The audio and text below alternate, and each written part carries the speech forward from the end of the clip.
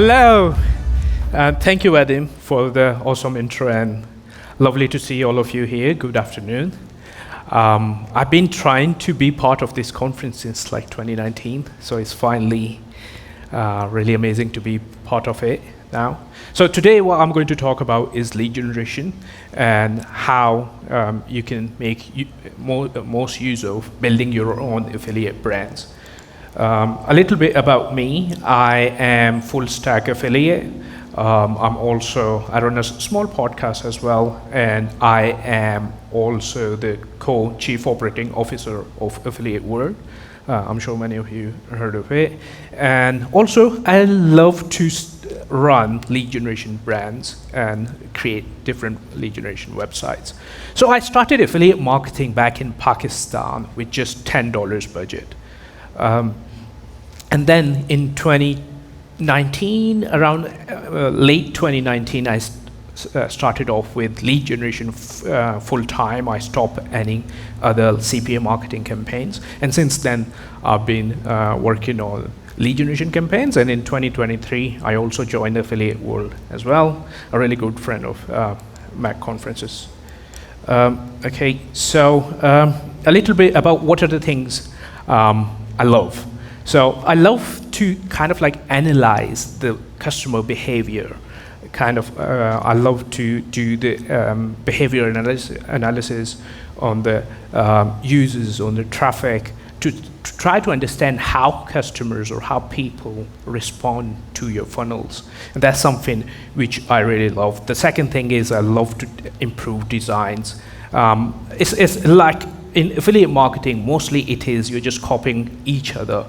One thing I try to do is I try to build on it. I try to add my own touch. I try to build different SOPs and try out different things and see if they stick or not. So that's basically what I do. And apart from that, I love to work with different networks, be it advertising networks or affiliate networks, and try to see what kind of things we can create better. And I love funnels, building funnels, because that's something which, in my opinion, like when you're running a normal affiliate campaign, what happens is it dies down, and when it dies down, you don't have anything, like you can't make anything out of it. Whereas if you build funnels, if you build these brands, what you get out of it is you can sell them as a business. Even like, let's say one traffic source dies down, you can switch in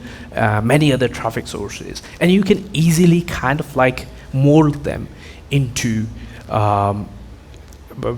mold them with different requirements of different traffic sources. For example, you can easily create landing pages for Google, for Facebook, and stuff like that. So it's a little bit easy, and that's what I do.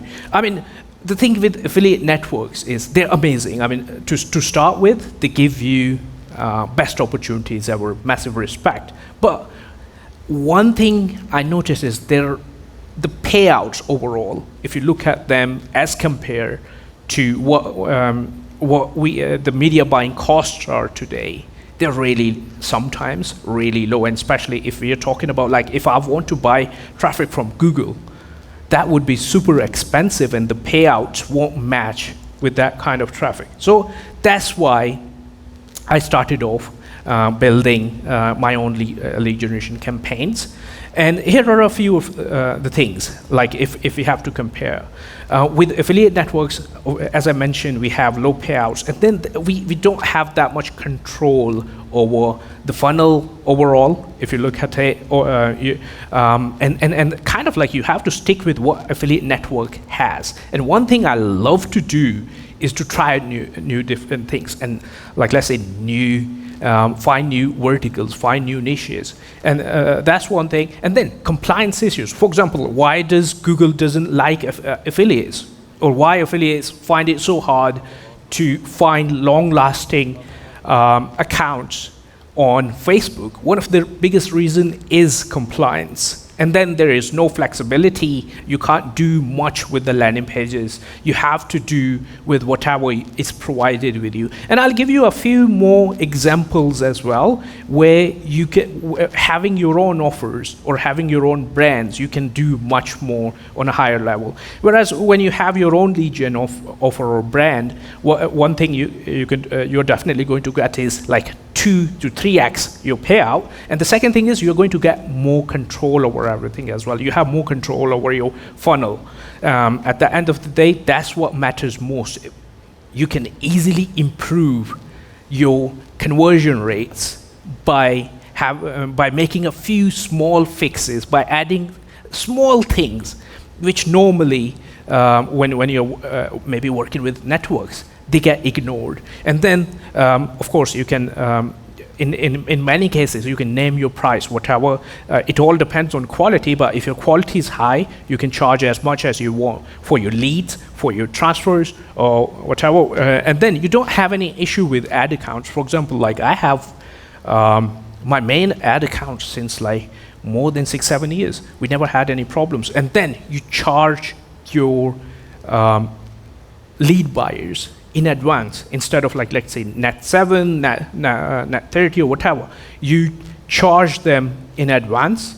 You get paid way before you even send your leads. So that's it makes you more secure as well. It makes everything in your favor a little bit, and it's white hat. So now, for example, like if you look at this screenshot and the payouts you're looking at, personally, I'm running lead generation in the UK, and if I'm looking at the payouts, that's like biggest one, if I can see, is $21, whereas we can easily take things up to $60. So that's the kind of benefit I'm talking about, where you can get way better payouts from your campaigns. And now there are some issues as well. It's not like everything is good.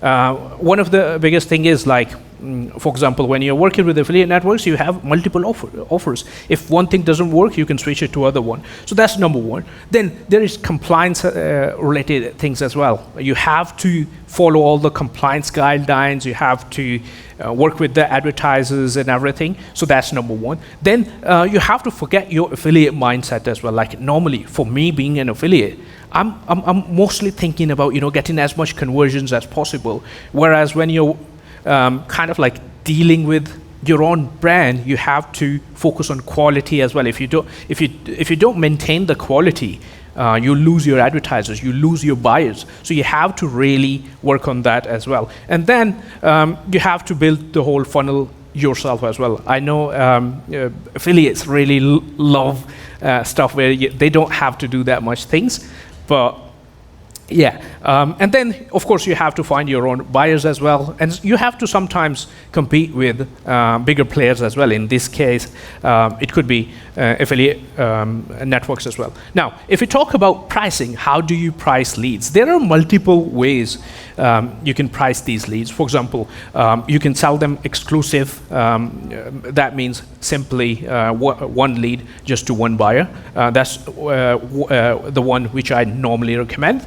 But there are so many other ways as well. Like, for example, you can sell same lead at a lower rate, but to multiple buyers. And then another one which is really popular, where you sell one lead exclusive for a limited number of time. For example, for 7 days, you just send that lead to one buyer. After 7 days, at very low rate, you can sell it to multiple buyers as well. And then on backend model, that is something which I do not recommend normally, but it's mostly like when you work with the buyers, and once they convert the lead into sale, you kind of like share percentage with them. In this, it's a more riskier, especially when starting out, you don't know someone, and it could be a little bit tricky. Then there is zero risk model, where basically you ask all buyers to take up all the media buying costs and everything, and you just use your skills to provide them leads. And then once they get leads or once they get sales, that's when you get your payouts. Then there are a few more as well, like let's say web leads. These are just, we're talking about web leads. Now we're talking about live transfers as well. Once you have live leads, you can easily buy seats at call centers and just call the leads and then start transferring those calls to live call buyers or live transfer buyers, hotkey leads. They are even rated higher.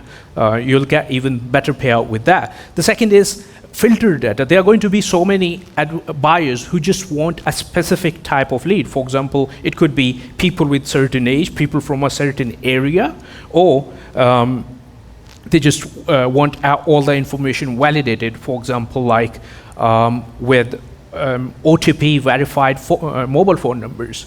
So you can always charge more for these kind of leads. And then, of course, you can sell subscriptions as well. This is more of like Uber style setup where instead of selling leads, you kind of like charge your customers and then sell them services. Now, here are a few steps. Number one, to start your lead generation, the number one is to choose your niche, choose your vertical, whatever the vertical you want to go with. The second is then you start building on your funnel. Once you have your funnel built, you basically find your buyers and then start driving traffic and distribute leads. Now, the most important one are, I think, in my opinion, building your funnels and then distributing leads, because that could be tricky. Overall, if you look at, like, let's say traffic, affiliates are really good at it. Now, if we talk about verticals or niches, there's so many things you can do. For example, I usually divide them between two types. Number one is local verticals or local niches, and the second is nationwide. For example, it could be local dentist, home improvement, construction, legal, driving schools. It could be something as simple as airport parking, and then cleaning. That's another one. A couple of my clients actually tried that in US and they found it really successful, and that is another thing you could do. And then the second is nationwide. Now, these are some services where buyers will buy all countrywide traffic from you. For example, if you talk about solar, broadband, grants, claims, and finance-related offers. By the way, grants and claims, these are the two which are working really well in the UK. Now, here's an example. For example, someone started, I wrote the wrong year, but it's someone who did and started this in 2024. And as you can see, they already sold around 2,000 leads. And that's all related to cleaning services. So now, for example, in this situation, what they're going to do next, and that's going to be, they're going to build subscription. So this is more of, like, let's say, Uber-style cleaning business, where they have agreements with the cleaning companies in a city, where they'll send those companies their customers, and the companies will basically serve those customers. So in this case, the affiliate doesn't even have to sell his leads, because they are, at the end of the day, they are charging customers themselves, and then to kind of, for delivery of the service, they give those leads to the cleaning companies. So this is a win-win for everyone. If you look at it, like cleaning companies, they don't have to pay for leads, they don't have to pay for sales, they just get a client free of cost and go and do the job. Whereas for affiliate, they are collecting all the payments themselves. They are building their own brand, and for customer, they are getting a really highly rated service. And in this case, the main thing is, like, you're charging a premium to the customers. So there's no cost to the business, no cost to the cleaning companies. Now, how to build a funnel? So in your funnel, basically, there are a couple of parts. Number one is, of course, you create ads, you create creatives and stuff. Then for awareness, you work on advertorials, and then you collect leads on your landing pages. That's a very important step, to be honest, because these days most of the traffic sources, if you look at them, they are algorithm driven. So the more data you feed to them, the better they will get. So this is really important, the steps you take. In next few slides, I'll kind of discuss that as well. And then lead management, how to manage leads and distribute them and how to filter them, that's important as well. And then, of course, delivering them to the buyer. This is in a scenario where you're basically selling the leads to the buyers. So for advertorials, normal standard advertorials, I'm sure everybody has seen them. The second is blogvertorials. That is exactly like same like advertorial, but in a blog format. So what you do is you kind of like create a blog for the same vertical and have different articles about that blog, and then basically promote it that way. And then sponsor stories. It is kind of like a mix of blogvertorial with the kind of a twist that you are sponsoring another. You're buying a sponsored post on another really well-reputed, really well-known website, for example, Forbes or somewhere like that, and kind of like get your content published there and send all the traffic there. I can talk a lot about this, but as time doesn't allow me that much. So for example, here's one of the examples of advertorial. Kind of like in a way, the most important thing is always to have call to action in a way that it's not like really, users don't really feel it. For example, here, if you look at the CTA button, it says get before you kind of like, pop. So that's the CTA here. Anyways, so here's a perfect example of advertorial, sponsored blogvertorial, where someone actually bought this content piece for their product on this website. And the best thing about it is like what you normally do is you send all the cheap traffic here, and once the news publication platform, once they see it like it's really picking up, number one, two things are going to happen. Number one, they're going to move it to their front page, and the second thing is other news platforms are going to pick it up as well. So you get tons of viral coverage without too much effort. So that's how this usually works. And the third thing is actually also because maybe user won't trust your website, my website, but if they trust this news platform, that's where they're reading things, they're more likely to convert. Now, how do you kind of like build websites? In my opinion, simple and to the point pages usually work well.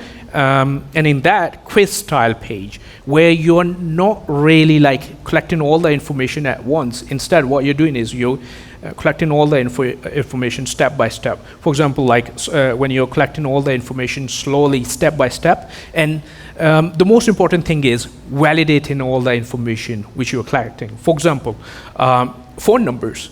Most of the lead generation campaigns, when it comes to web leads, when they're collecting information from users, they, at the end of the day, they call the customer and sell them on phone. So if they're selling them on phone, and there are going to be tons of leads where phone numbers are invalid, those leads will get rejected. And another point here is that it's also kind of like feeding your traffic platform or ad network false data based on maybe fake phone numbers or whatever. So when you validate all the information beforehand, before even user can submit all the leads, that kind of like really improves number one, your conversion rate. Your leads won't be returned. And the second thing is the algorithm will target really high quality, high intent leads for you. So this is really good in long run. Now here's one of the examples where we are kind of like collecting all the information one by one. For example, what's your name? What's your company name? And all of that information is being collected step by step instead of giving users everything at once. And the second, another thing I would like to mention here is that instead of sometimes making user type all their info, giving them icons usually helps most. For example, in this case, what we don't have that much info where user can click yes, no kind of buttons, but when you have funnels where you're giving people options, make it more like selectable, so that user doesn't have to type or anything. They just choose yes, no. That really helps with your conversions as well. Now, when it comes to lead distribution, there are a couple of softwares which you can use. And all of them have all this information built in.